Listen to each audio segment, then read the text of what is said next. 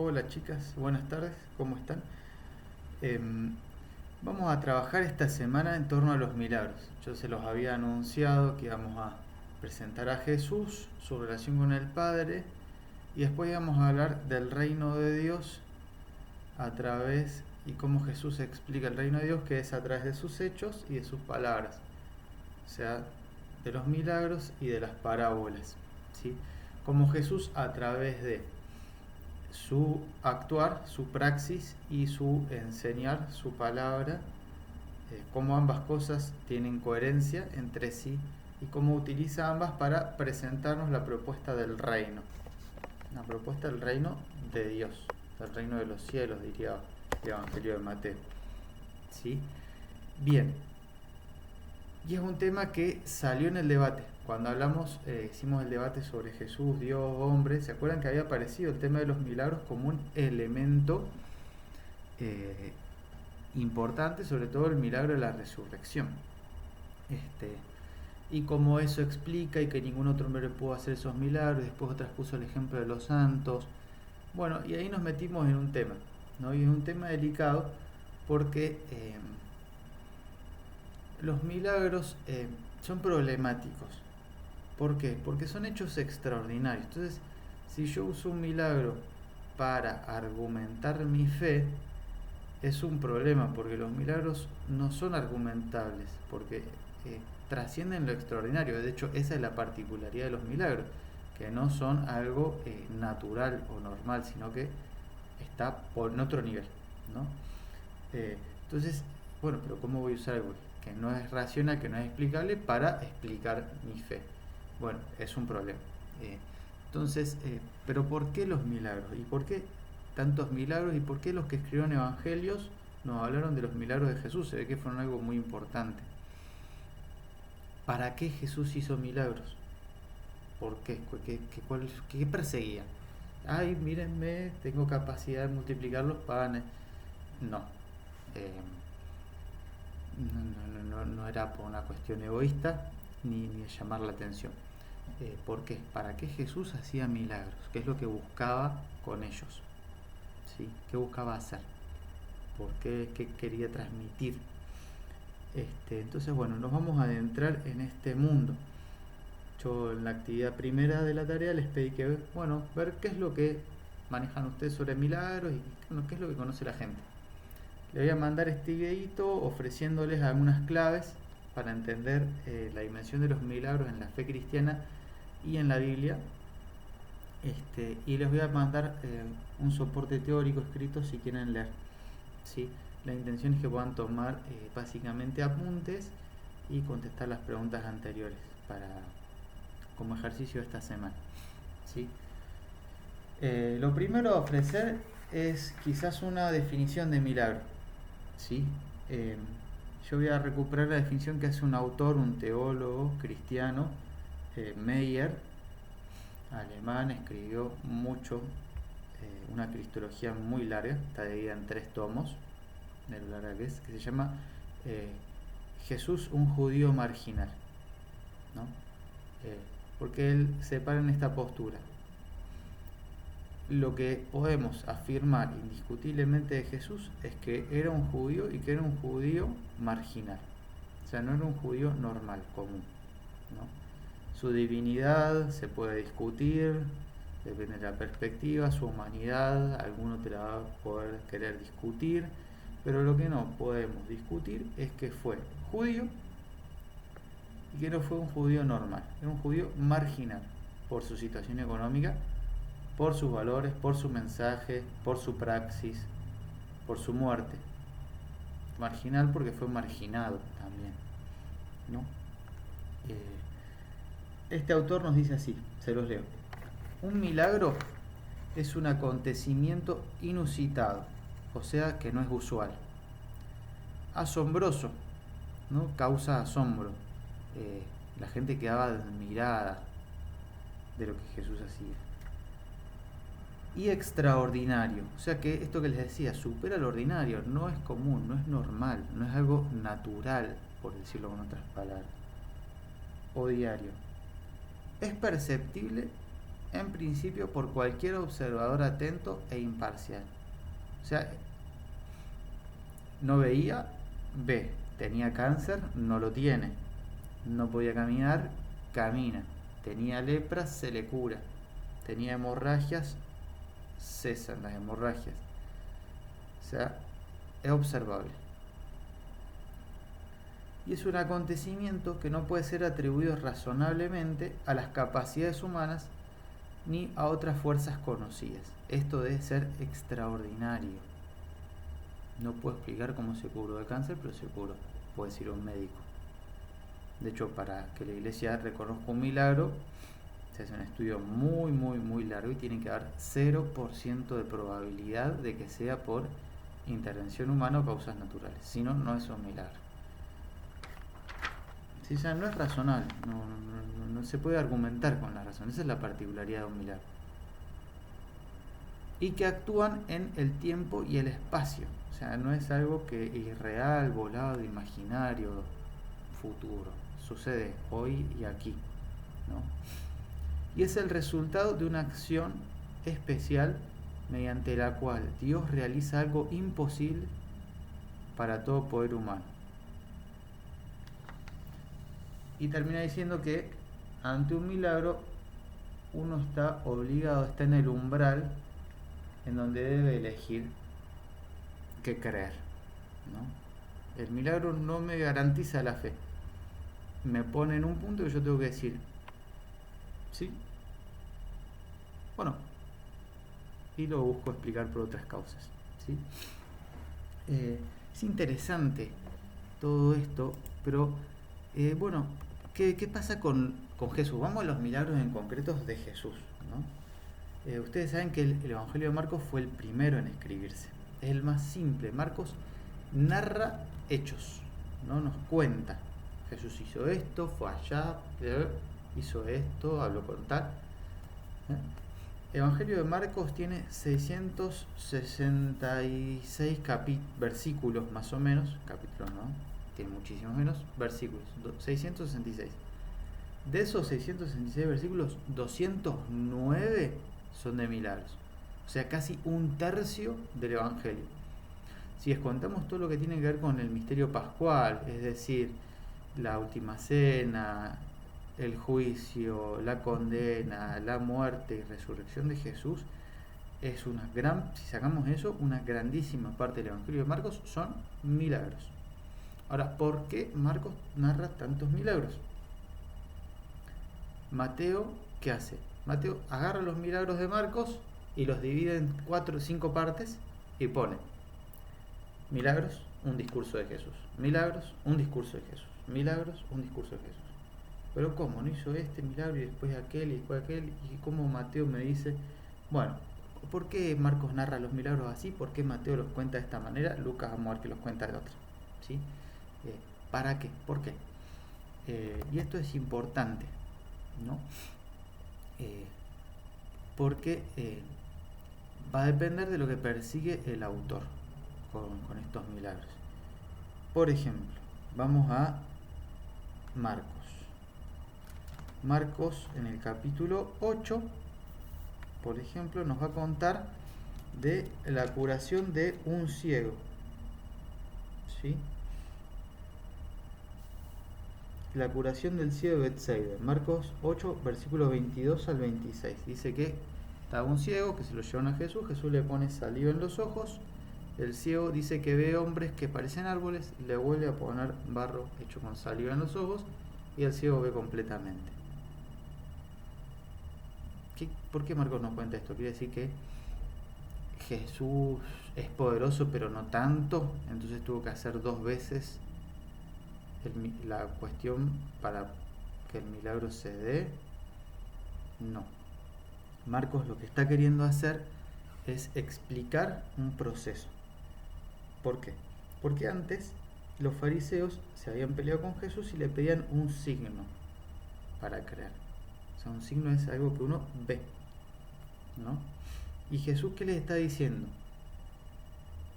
No ven. Hay un signo, acá estoy yo, miren lo que hago, miren lo que digo, no quieren ver. Se los digo, se los hago, ustedes no me creen.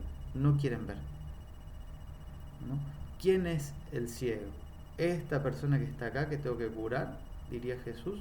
¿O son ustedes que a pesar de todos estos signos eligen no creer, pero me piden ver? O sea, ¿qué es lo que más quieren? ¿No? Después de la curación de este ciego vienen los discípulos, que Jesús les dice, bueno, a mí me van a rechazar, me van a juzgar, me van a condenar, me van a crucificar, se llama el anuncio de la pasión, y los discípulos no entienden, no quieren ver eso, no lo comprenden a Jesús. Entonces, Marcos pone el texto de la curación del ciego para decir, ojo, ¿qué significa estar ciego? Los discípulos que no querían aceptar lo que les decía el maestro, estaban enceguecidos a su mensaje, los fariseos estaban enceguecidos ante esta nueva propuesta. ¿Quién es el ciego? Eso es lo que quiere decir Marcos. ¿Sí? Ustedes dicen que esta persona es ciega, los ciegos son ustedes, les está diciendo, ¿no? Bien, que el milagro haya pasado o no,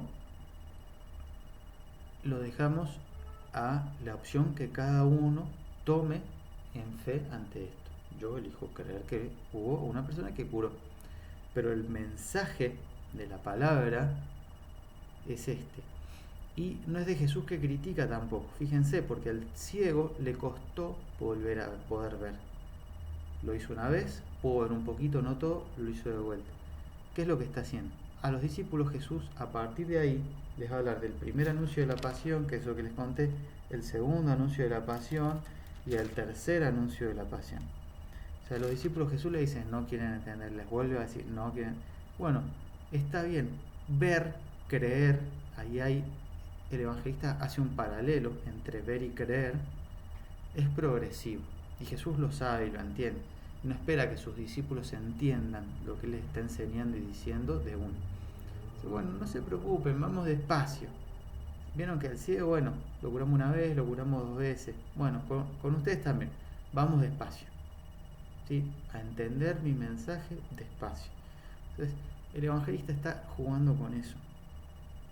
Entonces, ¿por qué narran milagros? O los milagros, ¿para qué sirven en los evangelios? ¿No? Por ejemplo, eso es Marcos. Nos vamos a Mateo, eso es un hecho, ¿no? Por ejemplo, nos vamos a Mateo y Mateo nos va a contar, por ejemplo, en el capítulo 8, Jesús cura un leproso. Después cura al criado de un centurión. Después cura a la suegra de Pedro. Después hay numerosas curaciones. Después calma una tempestad, expulsa unos demonios, cura un paralítico,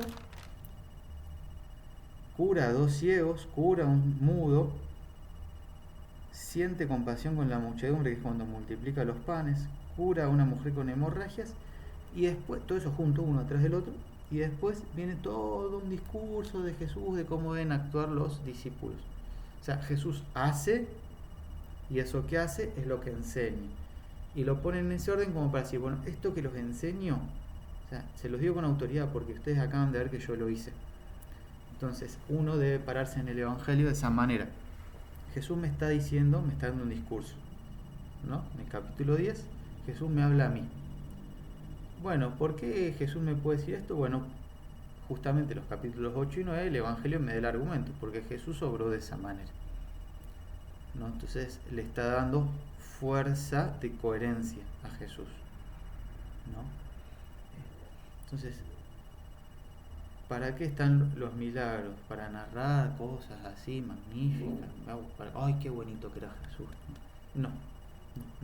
Tienen un propósito educativo, pedagógico en la fe. El Evangelio y Jesús lo que hacen es tratar de ayudarnos en este proceso de creer. Y los milagros vienen en función de esa enseñanza. ¿Sí? Por ejemplo, en el capítulo 9 de Juan cuenta cómo Jesús cura a un ciego. Después los judíos le piden a este ciego que testifique quién fue el que lo curó y cómo lo curó. El ciego les explica. Los judíos no le quieren creer, llaman a los padres. Los padres le dicen, no sabemos quién lo curó ni cómo, pero sabemos que este era nuestro hijo, que era ciego y que ahora ve. Pregúntenle a Alice. Le vuelven a preguntar. Y ahí el que era ciego, muy astutamente, dice, yo ya les dije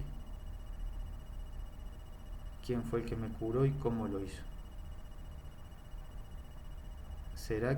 ¿Por qué me siguen preguntando? ¿Será que ustedes quieren ser sus discípulos también? Y ahí los fariseos, los judíos, lo retan, lo critican, lo juzgan. En definitiva, ¿qué está diciendo el Evangelio? Ojo, ¿quién está ciego? ¿Esta persona o todos ustedes que ven el hecho pero no lo quieren aceptar? ¿No? Saben que este era ciego, saben que ahora ves porque lo ven, está ahí, pero no lo quieren ver. Entonces, ¿quién es el ciego? ¿Este pobre hombre o todos ustedes? Eso es lo que dice el Evangelio, ¿no? Entonces, los milagros no hay que hablarlos ingenuamente, porque tienen un contenido en el fondo. Eso es lo que quiero decir. Cuando Jesús multiplica los panes, ¡ay, qué linda la multiplicación de los panes! ¡Ay, qué bueno que Jesús le dio de comer a 5.000 personas! No. Se sabe que en estos lugares desiertos, ¿se acuerdan de la geografía? La gente entre los ruedos o los pliegues de los mantos, de las túnicas, llevaba guardadas provisiones de pan, porque era común estar de camino y no tener. Entonces, ¿cuál es el milagro? El compartir. Viene un niño que tiene 5 panes y 2 pescaditos y le dice: mira, Jesús, yo tengo esto. En realidad se lo da a los apóstoles y los apóstoles dicen: mira, Jesús, un niño trajo esto. ¿Qué hacemos con esto, con tanta gente? Bueno, repártanlo. Entonces, uno lo puede pensar, el testimonio del niño que dio lo que tenía para el resto, motivó a que el resto también ponga en común lo que tenía. Entonces, ¿cuál es el milagro? El compartir. ¿Jesús multiplicó los panes? Para mí, sí.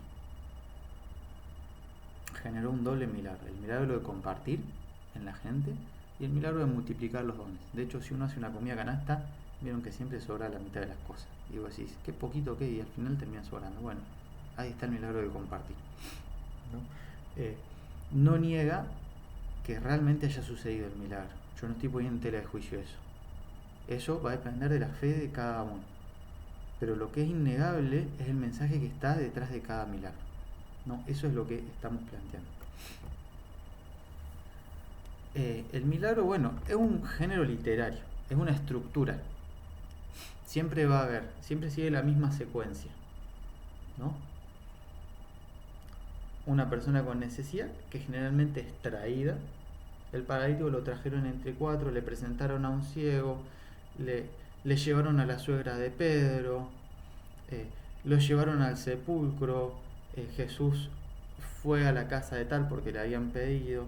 O sea, traen la necesidad, sucede un diálogo que problematiza, presenta el problema, hay hechos y acciones que provocan el milagro, que lo desencadenan, está la intervención divina milagrosa y la resolución del problema. Siempre tienen el mismo esquema, más complicado, menos complicado. Es un género literario, tiene esa estructura. ¿Sí? Entonces los evangelistas se basaron de eso. Hubo 2 multiplicaciones de los panes, 3 multiplicaciones, una sola multiplicación.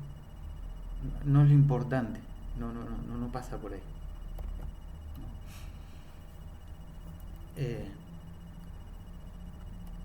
Los milagros, lo que les dije al paso, en el Evangelio de Mateo, que es como el que lo hace con más fuerza, son el actuar de Jesús y son lo que le da autoridad a su mensaje, a su palabra. Yo digo porque hago, dice, o sea, básicamente, ¿no? Le da coherencia interna a su mensaje. Jesús los reta por ser tan rígidos en el cumplimiento de la ley que no ayudan a esta persona necesitada porque es sábado. Entonces, ¿Jesús qué va a hacer? Cura el sábado. ¿Porque es rebelde? ¿Porque le gusta molestar? No, porque está queriendo decir que la vida humana es más importante que un protocolo, que una norma. Dios no quiere cumplimiento de normas, sino que quiere la salud, la felicidad, la salvación del hombre, ¿no?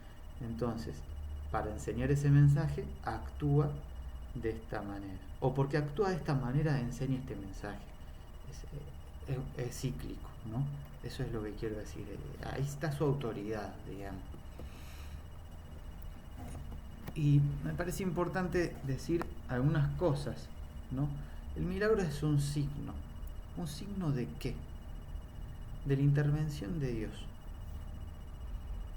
El milagro es un signo. O sea, Jesús nos anuncia el reino de Dios. El reino de Dios está cerca. El reino de Dios ha llegado. Bueno, ¿y cómo sabemos que el reino de Dios ha llegado? Miren, este ve, los sordos escuchan, los mudos hablan, los ciegos ven, los paralíticos caminan. Jesús lo dice así en el Evangelio de Lucas, ¿no? En el capítulo 4 creo que está, o en el 6. Juan el Bautista manda a los discípulos suyos a preguntarle a Jesús si él es el Mesías o hay que esperar a otro. Y Jesús, que le responde a los discípulos de Juan el Bautista para que le digan: miren, los ciegos ven, los sordos escuchan, y a los pobres se les anuncia el reino de Dios. Así termina esa respuesta de Jesús. Jesús se va y sigue curando, ¿no? Los milagros son signos de la presencia de Dios. En el Evangelio de Marcos, en un momento, los fariseos discuten con Jesús diciéndole: ¿cómo es que haces estos milagros? ¿No será que actúas en nombre de Belzebul? Que era una manera de nombrar al diablo en aquel momento. El diablo, el espíritu del mal, el maligno, el opuesto a Dios. Y Jesús los mira y les dice: miren, si yo curo con poder del diablo, no se preocupen, porque el diablo está en contra de sí mismo y ningún reino dividido sobrevive. O sea que si yo obro el bien gracias a la fuerza del mal, quédense tranquilos porque el mal va a caer porque está enfrentado entre sí mismo. En cambio, si es intervención de Dios, estén contentos porque el reino ha llegado. O sea, ¿qué está queriendo decir Jesús? O los milagros, ¿qué son? Son signos de la presencia de Dios, de la intervención de Dios en la historia, ¿no? Y siempre yo les dije que siempre tienen una intención, no son inocentes, ¿no? Entonces, Jesús opera el milagro del compartir. El milagro es un signo del reino. O sea que en el reino lo fundamental va a ser compartir. Jesús cura a un ciego y asocia la ceguera al poder reconocer, al poder creer, al poder valorar, al poder reconocer. El milagro es un signo del reino, o sea que en el reino la confianza recíproca, el reconocimiento de las cosas. Bien, entonces los milagros son signos como anticipos, preparatorias del reino. Jesús multiplica los panes. Bien, en el reino no, parte del reino es la solidaridad humana en la no hambre, digamos.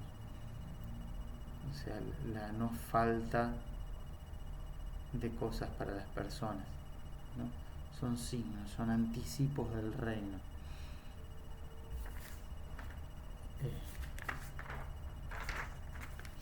Estoy buscando, perdón, entre los apuntes lo que les quería decir.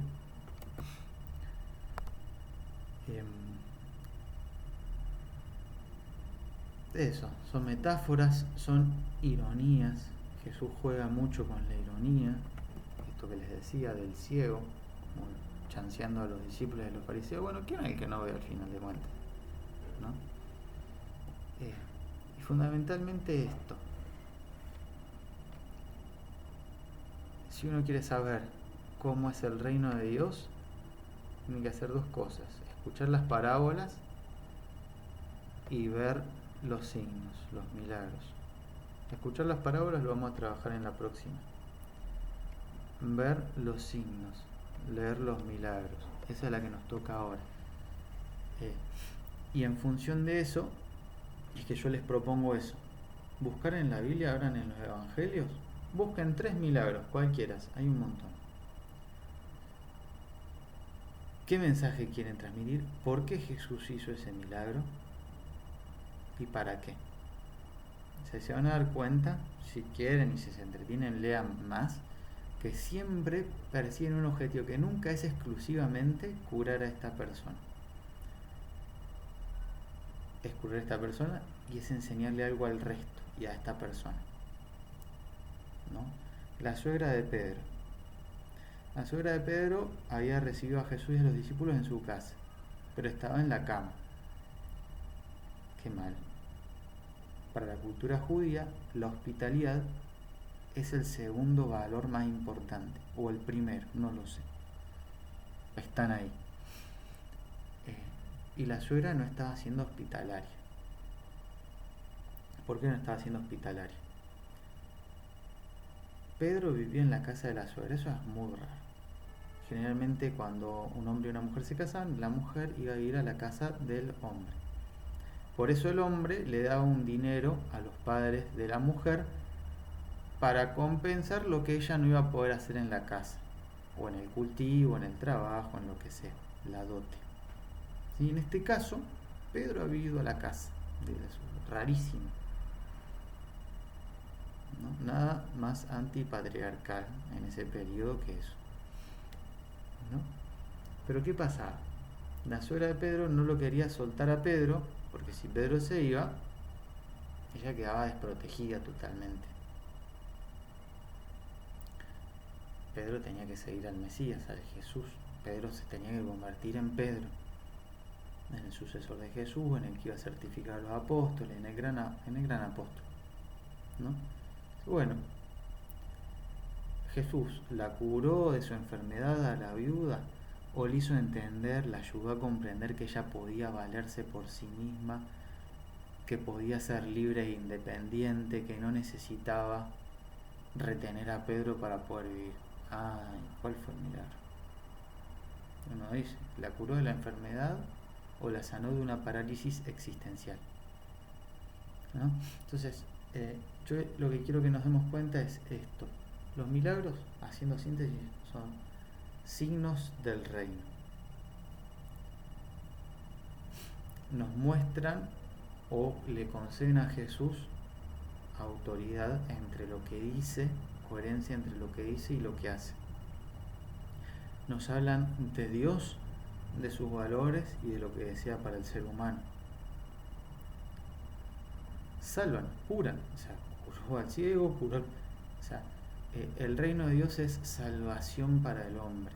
Dios es salvación, Dios es curación. Salvación viene del término latino salutis, que quiere decir salud. Salud y salvación son casi lo mismo. O sea, la salvación es integral, es cuerpo, alma, psiquis, no es una sola cosa. No es que mi espíritu se vaya de mi cuerpo y me voy a salvar por eso. Me salvo integralmente. De hecho, ustedes, y hoy en día se habla mucho de somatizar, ¿no? Me pasan cosas interiores, estoy estresado, yo tengo una descompostura. Estoy muy estresado, duermo, fiebre, somatizo. ¿Sí? La salvación es integral. Entonces los milagros tienen